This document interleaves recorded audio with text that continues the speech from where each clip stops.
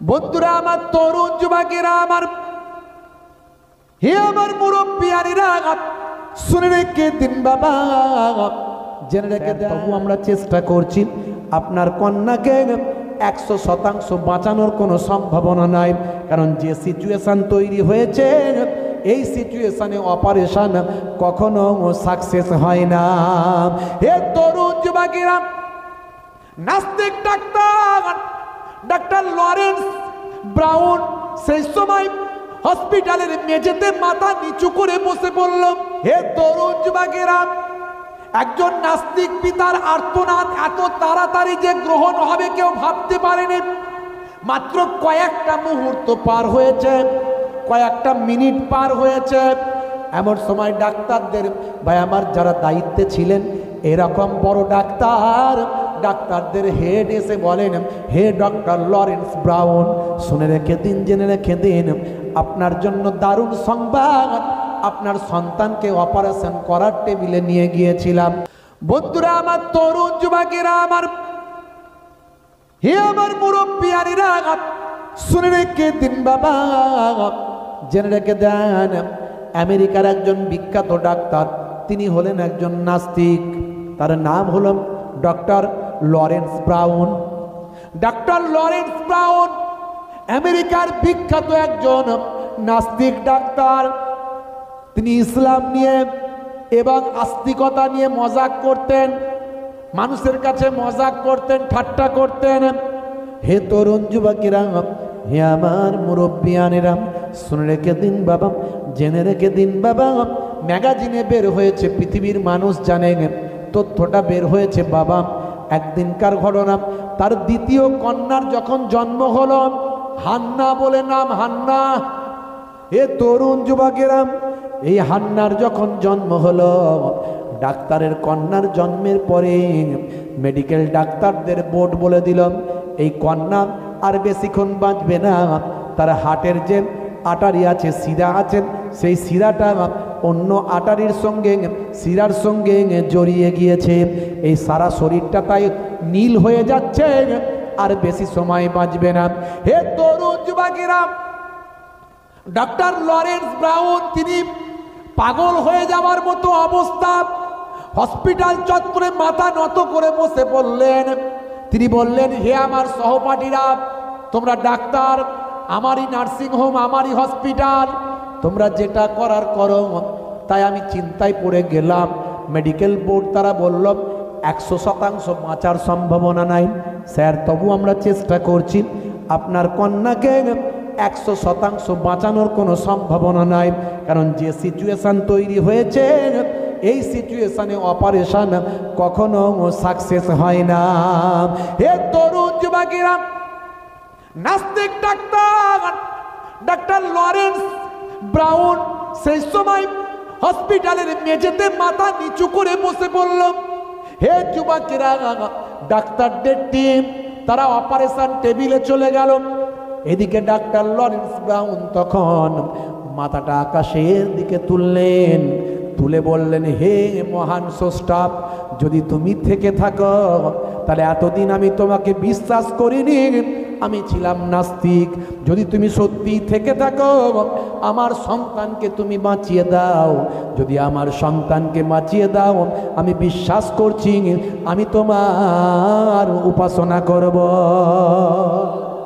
জোরে হবে না, জোরে হবে না। হে তরুণ যুবকেরা, একজন নাস্তিক পিতার আর্তনাদ এত তাড়াতাড়ি যে গ্রহণ হবে কেউ ভাবতে পারেনি। মাত্র কয়েকটা মুহূর্ত পার হয়েছে, কয়েকটা মিনিট পার হয়েছে, এমন সময় ডাক্তারদের ভাই আমার যারা দায়িত্বে ছিলেন, এরকম বড় ডাক্তারদের হেড এসে বলেন, হে ডক্টর লরেন্স ব্রাউন, শুনে রেখে দিন, জেনে রেখে দিন, আপনার জন্য দারুণ সংবাদ, আপনার সন্তানকে অপারেশন করার টেবিলে নিয়ে গিয়েছিলাম, আপনার কন্যাকে অপারেশন করার টেবিলে নিয়ে গিয়েছিলাম।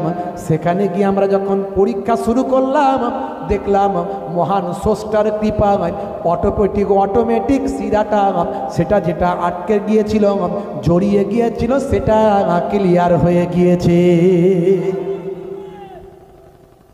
দেখছেন, আমার আল্লাহ কার দোয়া কখন কবুল করে কেউ জানে না। আমার আল্লাহ কাকে কিভাবে হেদায়েত দান কেউ বলতে পারে না। কিভাবে কে পরিবর্তন হবে কেউ জানে না। এমন খবর শোনার পরে ডক্টর লরেন্স ব্রাউন অবাক হয়ে গেলেন। সেই সময় তিনি ঠিক করলেন, নিশ্চয়ই ঈশ্বর বলে কেউ আছেন, গড বলে কেউ আছেন, আল্লাহ বলে কেউ আছেন, স্রষ্টা বলে কেউ আছেন, সৃষ্টিকর্তা বলে কেউ আছেন। হে তরুণ যুবকেরা, কিন্তু কে তিনি তাকে খুঁজে বের করবেন। তাকে তো আমাকে জানতে হবে, তাকে তো আমাকে চিনতে হবে। কে তিনি, তার সেবা আমাকে করতে হবে, তার নির্দেশনা আমাকে মানতে হবে। পৃথিবীর যত ধর্মশাস্ত্রের বইগুলো তিনি পড়লেন, ভাই আমার পড়তে পড়তে পড়তে পড়তে কোরআন মাজিদ পড়া শুরু করলেন।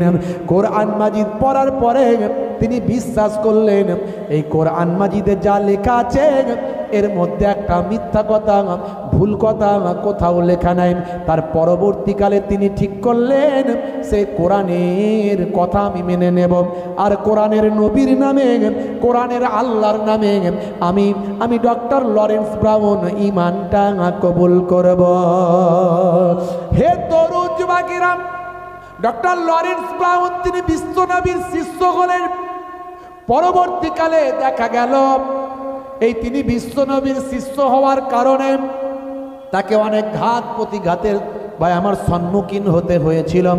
পরবর্তীকালে যতদিন বেঁচে ছিলেন তিনি ইসলামের সেবা করেছিলেন, মানুষের সেবা করেছিলেন, শিক্ষার জন্য পাওয়া অর্থ ব্যয় করেছিলেন, অসংখ্য বই রচনা করেছিলেন, তিনি মানুষের উপকার করার চেষ্টা করেছিলেন। যতদিন বেঁচে ছিলেন তিনি দিনের পথে নিজেকে ধাবিত করেছিলেন। হে তরুণ যুবকেরা, এইভাবে মানুষ আল্লাহর দ্বীনকে খুঁজে পেয়েছে, নিজের ঈমানকে মজবুত করেছে এইভাবে। আজকে আমরা মুসলমান, আমাদের বাপ 14 পুরুষ মুসলমান, আমরা বাই চান্স মুসলমান, আর তারা বাই চয়েস মুসলমান। কিছু মুসলমান খারাপ কাজ করে আর সেই জন্য সমস্ত মুসলমানের বদনাম হয়। কিছু মুসলমান অন্যায় কাজ করে, নামধারী মুসলমান, আর সেই মুসলমানগুলোর জন্য ইসলামের বদনাম হয়। দেখছেন না 50,000 টাকা করে সব হজে নিয়ে যাবে। হ্যাঁ, বেশ কিছুদিন ধরে এগুলো চলছে। এটা একটা দুটো কেস নয়, বেশ কটা কেস এই কদিনের মধ্যে হয়েছে। টাকা তুলে লক্ষ লক্ষ কোটি কোটি টাকা তুলে নিয়ে গরিব মানুষদের হজের পয়সা তুলে নিয়ে তারা চম্পট হাওয়া। এইভাবে মানুষকে ধোঁকা দিয়ে বোকা বানিয়ে ইসলামের নামে নিজের মান সম্মান, ইসলামের সম্মান, ইসলামের ইজ্জত, মুসলমানদের ইজ্জতকে ধুলোয় মিশিয়ে দিচ্ছে। লজ্জা, বড় লজ্জা কি হতে পারে? তুমি যেমন পারবে তেমন করো। তোমাকে কে বলেছে? কে বলেছে মানুষকে নিয়ে ধোঁকাবাজি করতে? তুমি যেমন পারবে সত্যটা বলো, সত্যটা করো। যখন এগুলো শুনতাম প্রথম 50,000 হজে, অবাক হয়ে যেতাম। বলে কি? আরে বলে কি? প্লেনের টিকিট তো যাতায়াতের 50,000 কম বেশি, তার থেকে বেশি হবে। প্লেনের টিকিট যাতায়াত 50,000 থেকে বেশি হবে। এরা নিয়ে যায় কেমন করে? আসলে তা নয়, এরা অসংখ্য মানুষের কাছ থেকে কম পয়সা করে তুলে নেয়, তুলে নিয়ে কিছু মানুষকে নিয়ে যায়, ভালোই আপ্যায়ন করে। তারা আবার এসে মিডিয়াতে বলে, ও যা খাওয়ালো আর যা ঘোরালো এ 1.5 লাখ টাকাতেও হবে না। লোকে পাগল হয়ে যায়। বাপরে বাপ, করে কি? আরো লোক বলে যাবো, খালি বলে টাকা দাও, আর শুধু ডেট দেয় অমুক দিনে। ফের ডেট চলে এলো, একটু পিছিয়ে গেছে তোমাদের, আরো কিছুদিন যাবে, দাঁড়াও। ফের ডেট চলে এলো। এরকম করে করে কিছু জনকে নিয়ে গিয়ে ঘুরিয়ে নিয়ে এসছে, বাকিদেরকে ঝুলিয়ে রেখে দিয়েছে। ওদের টাকা কিছু করে একে দিয়ে, ওদের টাকা কিছু এখানে লাগিয়ে কাজ মিটিয়েছে, আর বাকি টাকাগুলো নিয়ে পকেটে করে চম্পট। বুঝতে পারছেন? আর আমরাও এমন হয়েছি যে একটু যেখানে ফ্রি কোথাও পেলে, ফেসালিটি কোথাও পেলে একবারও দেখি না হারাম না হালাল, চলবে না চলবে না, কি করে পারবে, নিজস্ব দিমাগ নিজস্ব বুদ্ধি কিচ্ছু লাগায় না। খালি ফ্রি হলেই হলো। একবার শুধু হেঁকে দিলেই কাজ, বুঝতে পারছেন? কঠিন পরিস্থিতি, মুসলমান লোভী হয়ে গেছে, লোভী। রাগ করবেন না। আপনি বলবেন হুজুর তারা গরিব মানুষ, হ্যাঁ যদি একবার নবীর দেশে যায়, কথা সত্য কথা, আমিও সেটা বুঝি, আবেগের ব্যাপারটা বুঝি। নবীর দেশে যাওয়ার স্বপ্ন কার নাই বলেন তো? সবাইরই আছে। 25-50,000 কেন? যদি বলা হয় 20,000 টাকা দেবো, এখনই যদি বলা হয় একটা যোগ্য, যদি সেরকম বেশ ট্রাভেলসের লোকে সেখানে বলে দিলে যে আপনারা কালকে সকালে হুজুরের যারা ওয়াজ শুনলেন এদের 20,000 টাকা করে নিয়ে যাব, এখানে মনে হয় ম্যাক্সিমাম লোক বলবে আমি যাব। কিন্তু একবারও কেউ ভাববে না, কল্পনা করবে না 20,000 টাকায় নিয়ে যাচ্ছেটা কি করে, কিসের ভিত্তিতে নিয়ে যাচ্ছে। ভাইরা আমার, পরবর্তীকালে ঠকতে হচ্ছে। এতে ইসলামের বদনাম হচ্ছে, আমাদের মুসলমানের বদনাম হচ্ছে, দাঁড়ির বদনাম, দাঁড়ি রেখে এইসব করছে, দাঁড়ির বদনাম, টুপির বদনাম, থানায় যাচ্ছে, জেল হচ্ছে, কেস হচ্ছে, মামলা হচ্ছে, কোর্টে যাচ্ছে, মিডিয়ায় আসছে, মিডিয়ায় হাজার হাজার মানুষ দেখছে, হিন্দু মুসলিম এই মুসলমানদের হজের ব্যবসা করে এইসব ঠকিয়েছে। দেখো, লজ্জাজনক ব্যাপার। হাই রে হায়, আখেরি জামানা, ইমান বাঁচানো বড্ড কঠিন হয়ে যাবে বাপ। আগে ইমানকে মজবুত করুন, ইমানকে মজবুত করুন। হে তরুণ যুবকেরা, হে আমার বন্ধুরা, শুনে রেখে দিন বাবা, জেনে রেখে দেন, আল্লাহ বলছেন বান্দারে তোরা আমার হয়ে যাম, আমি আল্লাহ তোদের হয়ে যাব। মাল্লাহুল মাওলা ফালাহুল কুল, বান্দা যখন আল্লাহর হয়ে যায়, কুল মাখলুকাত তার গোলাম হয়ে যায়। মান কানা লিল্লাহি কানাল্লাহু লাহু, যে বান্দা আল্লাহর হয়ে যায় স্বয়ং আল্লাহ তার হয়ে যায়। ভাইরা আমার, তরুণ যুবকেরা আমার, হে মুসলমান একটু লক্ষ্য করুন, হে যুবকেরা, হে আমার মুরব্বিয়ানেরা, আল্লাহ বলছেন বান্দারে তোদের এত নিয়ামত দিয়েছি, তোদের ছেলে মেয়ে সন্তান, কাজ কারবার, ব্যবসা বাণিজ্য।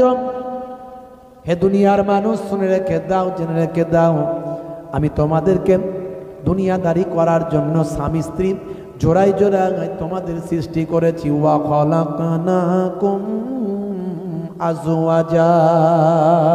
হে যুবকেরা, আল্লাহ বলছেন বান্দারে তোমাদের জন্য আমি আল্লাহ রাতকে আরামের বানিয়েছি, দিনকে তোমাদের জন্য রুজি রুটির করেছি, জমিনকে তোমাদের জন্য বিছানা বানিয়ে দিয়েছি, আর আকাশকে তোমাদের জন্য আমি আল্লাহ ছাদ করেছি, আর তোমাদের সন্তান সন্ততি দিয়েছি, ছেলে মেয়ে দিয়েছি, কাজ কারবার দিয়েছি। সাবধান, ওই ছেলে মেয়ে, কাজ কারবার, ব্যবসা বাণিজ্য, বিবি বাচ্চা পেয়ে তোমরা যেন আমি আল্লাহ আমার ইবাদতটা ভুলে না যাও। ইয়া আইয়ুহাল্লাযীনা আমানু লা তুলহিকুম আমওয়ালুকুম ওয়ালা আওলাদুকুম আন যিকরিল্লাহ ওয়া মান ইয়াফআল যালিকা ফাউলাইকা হুমুল খাসিরুন। ना भुला दे है ईमान वालों, ना भुला दे माल तुम्हारा और औलाद तुम्हारी अल्लाह के इबादत से। আল্লাহর ইবাদত থেকে তোমরা যেন তোমাদের মাল সম্পদ, সন্তান সন্ততি পেয়ে তোমরা যেন আমি আল্লাহ আমার ইবাদত না ভুলে না যাও। তোমরা ঈমান ওয়ালা হও, ইবাদত ওয়ালা হও, আমি আল্লাহ তোমাদের হয়ে যাব। বিপদ মুসিবত কোনটা দিয়ে আসবে যাবে টের পাবে না, বুঝতে পারবে না। জোরে হবে না? এসআইআর এসআইআর এসআইআর এসআইআর, কি ভয়ঙ্কর ব্যাপার। খালি দোয়া, তাকদীর পরিবর্তন হয় না, হলে দোয়ার দ্বারাই হয়। এই জন্য আমরা দোয়ার মাহফিল করি, দোয়া চাই, দোয়া নিই। সওয়াব রেসানি সম্পর্কে আল্লাহর নবীকে জিজ্ঞাসা করা হয়েছে, ইন্না নিশ্চয় নাতাসাদ্দাকু, আমরা সাদকা করি, লেমাউতে না, আমাদের মৃতদের জন্য। হালি ইয়াসিলু ইলাইহিম, আল্লাহর নবীকে কোশ্চেন করা হলো, সেগুলো কি তাদের নিকট পৌঁছায়? দয়ার নবী বললেন, ক্বালা ইয়াসিলু ইলাইহিম, হ্যাঁ আমি নবী বলছি, এ সওয়াবগুলো তাদের নিকট পৌঁছায়। ওয়াফরাহুনা, আল্লাহর নবী বললেন যখন এই সবগুলো পৌঁছায় তারা বড় খুশি হয়ে যায়। জোরে হবে না? উইথ এক্সাম্পল, কামা তাফরাহুনা বিল হাদায়া, যেমন তোমরা তোমাদের কোনো আত্মীয়দের বাড়ি গেলে, কোনো তোহফা নিয়ে গেলে, কোনো উপঢৌকন নিয়ে গেলে, কোনো গিফট নিয়ে গেলে, সেগুলো পেয়ে বাড়িওয়ালারা যেমন আনন্দিত হন, অনুরূপ তোমাদের মুর্দারা কবরে পড়ে পড়ে আনন্দিত হন। সেই সব রেসানির মাহফিল, দুয়ার মাহফিল। সংক্ষেপে আলোচনা। হে তরুণ যুবকেরা, হে আমার বন্ধুরা, শুনে রেখে দিন বাবা, জেনে রেখে দেন, যে কোনো জায়গাতে, যে কোনো মাহফিলে, যেখানে ভিড়, যেখানে জামায়াত, সেই জায়গাতেই আমরা যখন থাকব, ইমানদারের দায়িত্ব হলো ভাই আমার সুন্দরভাবে পোলাইট ভাষায় উদু ইলা সাবিল রাব্বিকা বিল হিকমাতি ওয়াল মাউইজাতিল হাসানা, সুন্দর উপদেশ, সুন্দর কৌশলের দ্বারায় মানুষকে ইসলামের দিকে আহ্বান করবেন। তা'মুরুনা বিল মারুফ ওয়া তানহাউনা আনিল মুনকার, ভালো কাজের আদেশ করবেন আর খারাপ কাজের নিষেধ করবেন। হে তরুণ যুবকেরা, দুয়ার মাহফিলে আমরা মানুষকে একটু আহ্বান করব ইসলামের দিকে, আল্লাহর পথে, ভালো কাজের দিকে, আর খারাপ কাজ থেকে নিষেধ করব। বন্ধুরা আমার, এটা আমাদের পরিচয়, এটাই আমাদের ঈমান, এটা আমাদের দ্বীন, এটা আমাদের ইসলাম, এটা আমাদের নবীর তারিকা, এটা আউলিয়ায়ে কেরামদের পথ। হে তরুণ যুবকেরা, এটাই তো আমার আপনার পীর জামানার মুজাদ্দিদ পীর আবু বকর সিদ্দিক রাহমাতুল্লাহ আলাইহির নিদর্শন। হে যুবকেরা, হে আমার বন্ধুরা, আজকে সেই পাক মাহফিলে আমরা আমাদের একটু ঈমানকে তাজা করে বাড়ি যাব। সেই মাহফিলে আমরা একটু আমাদের ঈমানকে তাজা করে বাড়ি যাব। ভাইরা আমার, বন্ধুরা আমার, সব রেসানির মাহফিলে সব পৌঁছাই, কিন্তু ঈমানকে যদি মজবুত করি তবেই তো আমার আপনার মৃত্যুর পরেও আমার আপনার মর্যাদা আল্লাহ বাড়িয়ে দেবেন। জেনে বলুন সুবহানাল্লাহ। হে তরুণ যুবকেরা, হে আমার বন্ধুরা, হে আমার মুরব্বিয়ানেরা, শুনে রেখে দিন বাবা, আখেরি জামানায় আমরা এমন একটা সময়ে উপস্থিত হয়েছি যে সময় আমাদের ঈমানকে মজবুত করা বড় কঠিন। হাতের তালুতে আগুনের টুকরো রাখা সহজ হবে, মুসলমানের ঈমান রাখা কঠিন হবে। হে যুবকেরা, আমার আপনার ঈমানকে মজবুত করা আমার আপনার জন্য কঠিন হয়ে যাবে। চারিদিকের পরিবেশ পরিস্থিতি এমন হবে যে সময় মানুষ ঈমান রাখা বড্ড কষ্টকর হবে। 1450 বছর আগে দয়ার নবী তাই আপনাকে আমাকে জানিয়েছেন, হে দুনিয়ার মানুষ শোনো, আখিরি জামানায় মানুষ সকালবেলা মুমিন থাকবেন আর সন্ধ্যাবেলা কাফের হয়ে যাবেন। ইউসবিহুর রাজুলু মুমিনান ওয়া ইয়ামসি কাফিরান ওয়া ইয়ামসি মুমিনান ওয়া ইউসবিহু কাফিরান ইয়াবিউ দীনাহু বিআরজিম মিনাদ দুনিয়া। মানুষ সকালবেলা মুমিন থাকবেন, সন্ধ্যাবেলা কাফের হয়ে যাবেন, সন্ধ্যাবেলা মুমিন থাকবেন, সকালবেলা কাফের হয়ে যাবেন। তারা দ্বীনকে বিক্রি করে দেবে, ইসলামকে বিক্রি করে দেবেন দুনিয়ার পরিবর্তে। কদিন আগে বিহারে ভোট হলো, বুঝতে পারছেন? যাই হোক, কেন্দ্রীয় যে শক্তি, সে শক্তি জিতেছে, তার দল জিতেছে। আর পশ্চিমবঙ্গের কিছু চাচা দাঁড়িওয়ালা দেখবেন খুব তারে নেচেছে, হয়েছে না হয়নি? রং ফং মেঘে যা নাচছে, উই বাপ রে বাপ। সেই দলের লোকেরা প্রতিদিন মুসলমানদের ধরে ধরে মারছে। হ্যাঁ, আজকেও দেখলাম ফরিদাবাদ সেখান থেকে একটা গাড়ি মুসলমানদের, একটা টুপিওয়ালা, দাঁড়িওয়ালা, জুব্বাওয়ালা, নামাজি, মুসল্লি, আল্লাহওয়ালা মানুষদের একটা কাফেলা রাস্তা দিয়ে গাড়ি নিয়ে যাচ্ছে, কোন এক জায়গায় তারা সফর করছে। এখন রাস্তায় মাঝে মাঝে মানুষের টয়লেট ইস্তেঞ্জা পেচ্ছাপ করার প্রয়োজন হয় না? হয় না? রাস্তায় দাঁড় করিয়ে টয়লেট পেচ্ছাপ করছিল, বয়স্ক বয়স্ক চাচা মুরব্বী দাঁড়িওয়ালা নামাজি মানুষগুলোকে ধরে নিয়ে গিয়ে জয় শ্রীরামের স্লোগান দিয়ে তাদেরকে মন্দিরে নিয়ে গিয়ে, ভাই আমার, সেখানে গিয়ে তাদেরকে এই কি বলবো, মানে গড় করাচ্ছে, কপাল ঠোকাচ্ছে আর স্লোগান দিচ্ছে। এটা কি প্রকৃত ধর্ম? এটা কি প্রকৃত মানবতা? আজকে কোন জায়গায় পৌঁছে গেছে সেই সাম্প্রদায়িক একটা দল। এরা হিন্দু নয়, কারণ আমরা হিন্দু বলতে জানি শ্রী রামকৃষ্ণ পরমহংসদেব, তিনি প্রকৃত হিন্দু ধর্মের ধর্মগুরু, যিনি যত মত তত পথের কথা বলেছেন। আমরা বলি হিন্দু মানেন, হিন্দু মনীষী মানেন স্বয়ং স্বামী বিবেকানন্দজি, যিনি জীবে প্রেম করে যেইজন সেইজন সেবিত ঈশ্বর বলেছেন।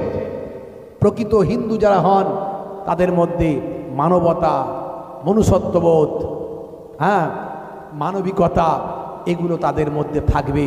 যেমন ইসলাম মানবিকতা শিখিয়েছে, মনুষ্যত্ববোধ শিখিয়েছে, বলেছে আগে মানুষ হও তারপর মুসলমান হবে। তুমি মানুষই হতে পারো না তো কিসের মুসলমান? তেমন শ্রী রামকৃষ্ণ পরমহংসদেব থেকে শুরু করে, স্বামী বিবেকানন্দজি থেকে শুরু করে, ঈশ্বরচন্দ্র বিদ্যাসাগর কিভাবে মানুষের সেবা করেছেন, অসুস্থ মানুষের ট্রিটমেন্ট করেছেন, মাদার টেরেসা কিভাবে মানুষের ট্রিটমেন্ট করেছেন, অসুস্থ মানুষের সেবা করেছেন, ঈশ্বরচন্দ্র বিদ্যাসাগর নিজের সন্তানের সঙ্গে বিধবা মানুষের বিবাহ দিয়ে বিধবা বিবাহ আইন প্রচলন ভারতবর্ষে করেছেন। রাজা রামমোহন রায় সংস্কার সাধন করে জাতীয়তাবাদের জনক হয়েছেন। রাজা রামমোহন রায় যদি আজকে পৃথিবীতে না আসতেন, তাহলে হয়তো ভারতবর্ষের সতীদাহ প্রথা আরো বহুদিন ধরে চলতে থাকতো। এরা হলো প্রকৃত হিন্দু, এরা হলো প্রকৃত হিন্দু। আর এই উত্তরপ্রদেশের একজন মুখ্যমন্ত্রী আছে, দেখবেন গেরুয়া পোশাক পরে, গেরুয়া পোশাক পরে বলছে মুসলিম নারীদেরকে কবর থেকে তুলে ধর্ষণ করতে হবে। বলুন নাউজুবিল্লাহ। এদের আমরা হিন্দু ধর্মগুরু বলে মনে করি না। এরা হিন্দু নয়, এরা একটা বিশেষ দল, এরা একটা সাম্প্রদায়িক শক্তি। আর সেই সাম্প্রদায়িক শক্তির খুশিতে কিছু মুসলমান দাড়িওয়ালা টুপিওয়ালা তাদেরকে কিনেছে, তারা আবার নাচছে, আনন্দ করছে, রং মাখছে। লজ্জা লাগে না? মানুষ সকালবেলা মোমেন থাকবে, নবী বলছেন সন্ধ্যাবেলা কাফের হয়ে যাবে। সন্ধ্যাবেলা মোমেন থাকবে, সকালবেলা কাফের হয়ে যাবে। এ তো নবীর কথা। আখিরি জামানায় ঈমান বাঁচানো বড্ড কঠিন হয়ে যাবে। হাতের তালুতে আগুনের কুণ্ডু রাখা সহজ হবে, কিন্তু ঈমান রাখা কঠিন হয়ে যাবে। এটা আমার নবীর কথা। দুনিয়ার মানুষ, এক শ্রেণীর মানুষ, তারা ইসলামকে বিক্রি করে দেবে, তারা ইসলামকে বিক্রি করে দেবে দুনিয়ার স্বার্থে, দুনিয়ার ক্ষমতার জন্য। এটা আমার নবী যা বলেছেন আজকে সব মিলিয়ে যাচ্ছে। ভেবে দেখুন ভাইরা আমার, আমাদের ঈমানকে মজবুত করতে হবে। হে তরুণ যুবকেরা, হে আমার বন্ধুরা, শুনে রেখে দিন বাবা, সাহাবায়ে কেরামেরা কিভাবে তাদের ঈমানকে মজবুত করেছিলেন। বাবা বন্ধুরা আমার, ইসলাম শান্তির কথা বলেন, ইসলাম সহিষ্ণুতার কথা বলে, ইসলাম ভ্রাতৃত্বের কথা বলে, ইসলাম মানবিকতার কথা বলে। আমার পূর্বে নাদবী সাহেব দীর্ঘ সময় ধরে ইসলামের বিভিন্ন দিক নিয়ে আলোচনা করেছেন। বাবা হে তরুণ যুবকেরা, 1450 বছর ধরে সারা পৃথিবীর বুকে ইসলাম বিভিন্নভাবে ছড়িয়ে পড়েছে। ইসলাম ছিল বাবা আদম আলাইহিস সালাতু ওয়াস সালাম থেকে, ইসলাম এসেছেন বাবা আদম আলাইহিস সালাতু ওয়াস সালাম থেকে। আজ থেকে হাজার হাজার বছর আগে থেকে পৃথিবীর প্রথম মানুষ যখন পৃথিবীতে এসেছেন, সেই হযরতে আদম নবীকে আমরা বলি আদম, ইয়াহুদি নাসারারা বলে অ্যাডাম। এ তরুণ যুবকেরা, আমরা বলি মুসা, তারা বলে মোজেস, আমরা বলি ঈসা, তারা বলে যিশু, আমরা বলি ইব্রাহিম, তারা বলে আব্রাহাম, আমরা বলি দাউদ, তারা বলে ডেভিড, আমরা বলি সুলাইমান, তারা বলে সোলেমান, আমরা বলি মারিয়াম, তারা বলে মেরি। হে তরুণ যুবকেরা, ব্যক্তিগুলো এক, খালি নামগুলো আলাদা, স্থানকাল পাত্রর জন্য হয়েছে, স্থানকাল পাত্র বিশেষে নামগুলো পরিবর্তন হয়েছে। হযরতে আদম নবী থেকে ইসলাম এসেছে, কিন্তু পরবর্তীকালে মানুষ অন্যায় পথে ধাবিত হয়েছে। আমার নবীর সময় ইসলাম কমে গিয়েছিল, মানুষ মুসলমানের সংখ্যা কমে গিয়েছিল। আমার নবী আবার এসে ইসলামকে পরিপূর্ণতা দান করেছে। কোরআন মাজিদে আল্লাহ রাব্বুল আলামিন তাই লিপিবদ্ধ করে দিয়েছে। ভাইরা আমার, তরুণ যুবকেরা আমার, বিদায় হজের সময় এই আয়াত নাজিল হয়েছে, আল-ইয়াউমা আকমালতু লাকুম দীনাকুম ওয়া আতমামতু আলাইকুম নি'মাতি ওয়া রাদিতু লাকুমুল ইসলাম দীনা। হে তরুণ যুবকেরা, হে আমার বন্ধুরা, হে আমার মুরব্বিয়ানেরা, শুনে রেখে দিন বাবা, সেই ইসলাম পরিপূর্ণতা লাভ করেছে। সারা পৃথিবীতে ভালোবাসা দিয়ে ইসলামের জয় হয়েছে। ইসলাম ছড়িয়ে দিয়েছে মোহাব্বত। अंधे को रास्ता दिखाने का नाम है इस्लाम, भूखे को खाना खिलाने का नाम है इस्लाम, प्यासे को पानी पिलाने का नाम है इस्लाम, इबादत का नाम है इस्लाम और मोहब्बत का नाम है इस्लाम। কিছু মানুষ মনে করে মুসলমানরাই মনে হয় সবচেয়ে বেশি অশান্তি করে। বুঝতে পারছেন? তোমরা বসো না। কিছু মানুষ মনে করে যে মুসলমানরাই মনে হয় সবচেয়ে বেশি অশান্তি করে। আসলে তা নয়। ভালো করে লক্ষ্য করে দেখুন, পৃথিবীতে সবচেয়ে বেশি মানুষ হত্যা যারা করেছে তাদের লিস্টগুলো আপনি বের করুন।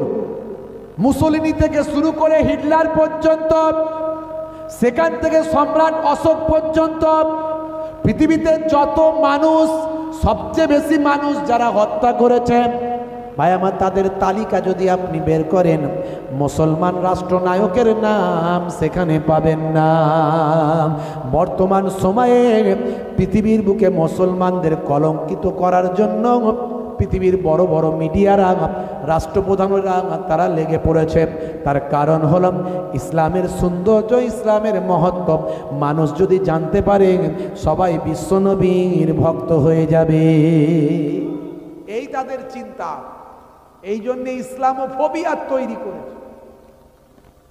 ইসলামোফোবিয়া, ইসলাম ভীতি তারা তৈরি করেছে। আর এর মেন নায়ক হলো আমেরিকা। এর মেন নায়ক কে? আমেরিকা।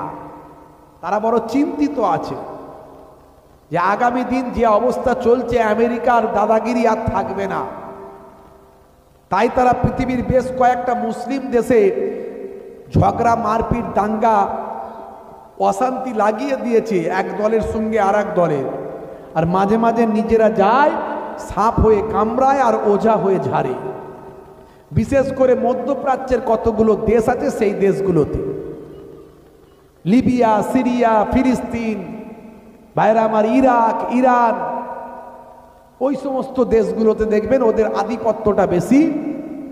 ওরা ওখানে সাপ হয়ে কামড়ায়, ওঝা হয়ে ঝাড়ে।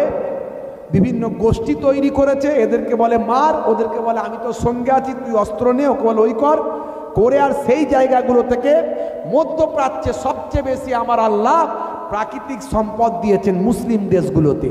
ওই মুসলিম দেশগুলোর প্রাকৃতিক সম্পদগুলোকে লুটে পুটে খাওয়ার জন্য বিভিন্ন রকম তারা পরিকল্পনা করেছে। আর সারা পৃথিবীর উপর তারা মস্তানি করে করে বেড়ায়। যদিও তাদের এই মস্তানি আর বেশি দিন চলবে না। মাঝখান থেকে বিকল্প শক্তি চীন আর রাশিয়ার এন্ট্রি হয়ে গেছে অলরেডি। আর বেশি দিন আমেরিকার মস্তানি চলবে না। তাই ইসলামোফোবিয়া আর কিছু বছরের মধ্যেই বন্ধ হয়ে যাবে ইনশাআল্লাহ। হে তরুণ যুবকেরা, হে আমার বন্ধুরা, যত তারা ইসলামের শত্রুতা করে, তত বেশি মানুষ ইসলামের প্রতি আহ্বান হয়ে যায়, ইসলামের প্রতি তারা ইন্টারেস্টেড হয়ে যায়। হে তরুণ যুবকেরা, হে আমার মুরব্বিয়ানেরা, শুনে রেখে দিন বাবা, জেনে রেখে দিন মুসলমান। হে যুবকেরা, তারা গবেষণা করে বলছে আগামী 2050 সালের ভিতরে পৃথিবীর সবচেয়ে বেশি মানুষ বিশ্বনবীর শিষ্য হয়ে যাবে। সবচেয়ে বেশি মানুষ বিশ্বনবীর শিষ্য হবে আগামী 2050 সালের ভিতর। তারা এই নিয়ে বড্ড চিন্তার ভিতরে আছে। ইসলাম ক্ষমা করতে শিখিয়েছে, ইসলাম দয়া করতে শিখিয়েছে, ইসলাম মানবিকতা শিখিয়েছে। 1450 বছর আগে কোরআনে যা বলা হয়েছে, হাদিসে যা বলা হয়েছে, আজকের যুগে সব বিজ্ঞান আর বাস্তবতায় প্রমাণিত হয়েছে। জোরে বলুন সুবহানাল্লাহ। আরে জোরে হবে না সুবহানাল্লাহ? হে তরুণ যুবকেরা, হে আমার বন্ধুরা, আপনারা আমার কেউ নাই, একমাত্র আল্লাহ ছাড়া।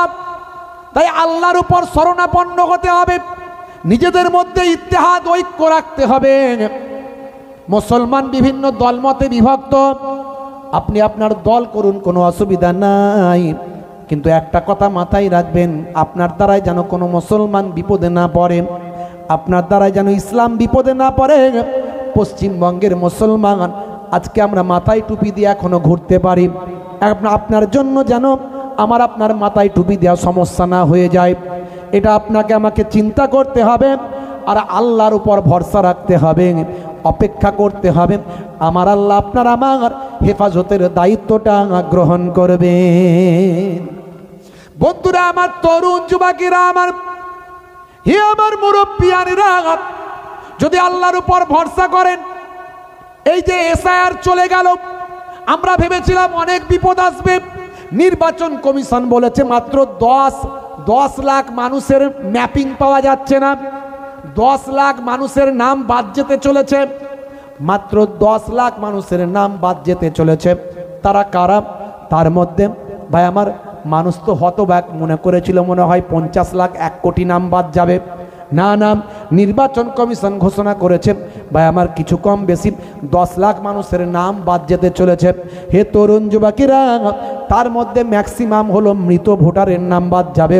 যে নামগুলো মারা গেছে, যে মানুষগুলো মারা গেছে, তাদের নাম 2002 সালে ছিল, তাদের এখনও নাম ছিল তালিকায় 25-এ, সেই নামগুলো 26 আর থাকবে না।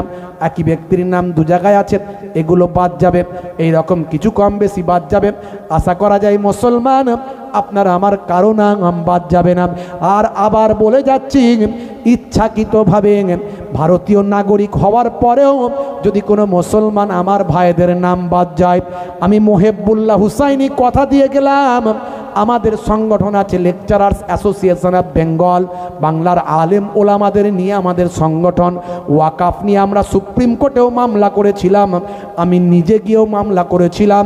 আবার কথা দিয়ে গেলাম যদুরাটিতে দাঁড়িয়ে এই মিডিয়ার সামনে, আমরা ওই একটা যাকে ইচ্ছাকৃতভাবে বেনাগরিক করা যদি হয়, তার জন্য আবার প্রয়োজন হলে সুপ্রিম কোর্টে আবার আমি নিজে গিয়েও মামলা করে আসব। কথা দিয়ে গেলাম, ভয় পাওয়ার কিছু কারণ নাই, ভয় পাওয়ার কোনো কারণ নাই, চিন্তা করবেন না ভাইরা আমার। আমরা আল্লাহর হয়ে যায়, আল্লাহর পথে আসুন, দেখবেন কোনটা দিয়ে মাদাদ গায়েবী আসবে আপনি চিন্তা করতে পারবেন না, কিচ্ছু ভাবতে পারবেন না কোনটা দিয়ে মাদাদ আসবে গায়েবী আসবে।